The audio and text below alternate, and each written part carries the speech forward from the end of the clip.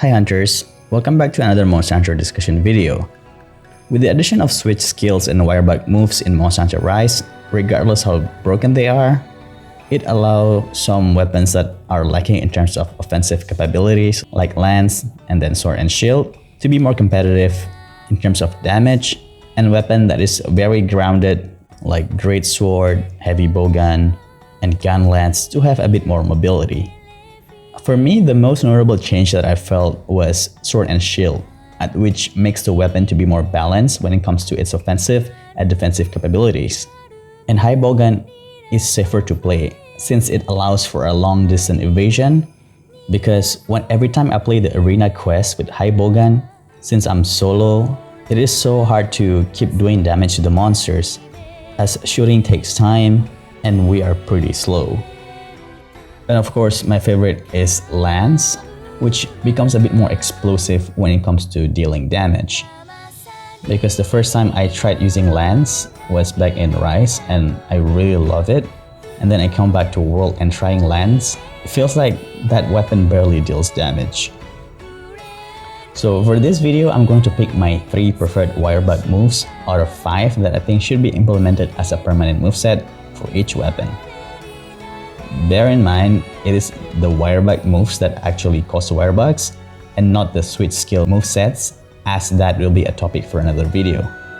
And for this video, I'm not going to take the balanced approach about discussing the positive and negative aspects of things, unlike my other videos, to keep the video in a shorter format. So it is not a strive to be critical video. If when people like this video, I can make a follow-up discussion in more depth on each of the wirebug moves.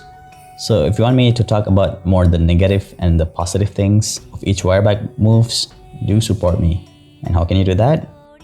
If you can help press the subscribe button, you will help me so much, and in turn, you will be getting a better quality videos eventually, and also getting them to be more frequent. For those who decided to press the button, I thank you for your kindness. Enough of me yapping, let's just get started. Bow, the first ranged weapon that I actually mastered. The first moveset is the aerial jump. It is an amazing move that I always use for evasive maneuver, and also sometimes use it to break the monster back. And this really helps me trigger the wyvern riding in Monster Hunter Rise. And if you time it right, you can evade multiple attacks from a monster by shooting the arrows at 3 different timings. The next move is the butcher bind. It really helps address the issue of bow not being able to cut monster's tail. Not exactly amazing, but it really helps solo player to farm tails better. And the next one is the Herculean draw. It is very similar to Power Sheath from Greatsword.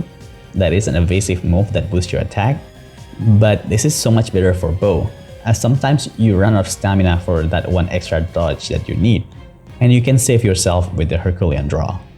So all of these moves really helps bow to compete against strong melee weapon. Bow uses stamina as part of its offensive mechanics, and some of these moves really helps bow to get that a little bit more extra dodge when it's needed. And if you're good with bow, you can really dodge some of very close attacks from monster. And the next weapon is hammer. The first move is the impact crater. Having more burst finishing move for hammer is just always good, and if it's timed right, you can use it to avoid some monster's small attack. The next one is the Silkbind spinning bludgeon. It's a good way to get some smaller aerial blunt hit quickly, and allows for faster mounting / wyvern riding, and closing the distance to the monsters through the air. And the last one is dash breaker. It is a nice move to get close to the enemy quickly that can be quickly made into a follow-up attack or hammer charge. So all this moveset really makes hammer to be more competitive with other strong weapons like longsword. And what's very important is that if you've been charging for too long and the monster is a bit far from you, you can use some of the movesets in order to unleash those charge attack. Very fun weapon.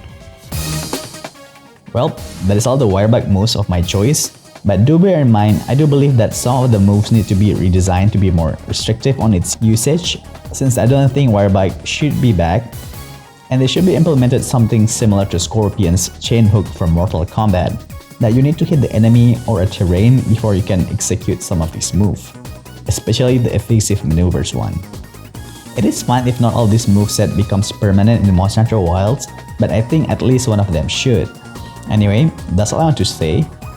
What are your favorite wirebug moves from Monster Hunter Rise that you want to see in Monster Hunter Wild? Do let me know about it in the comment section and tell me why you like those moves so we can have some discussion and learning from each other.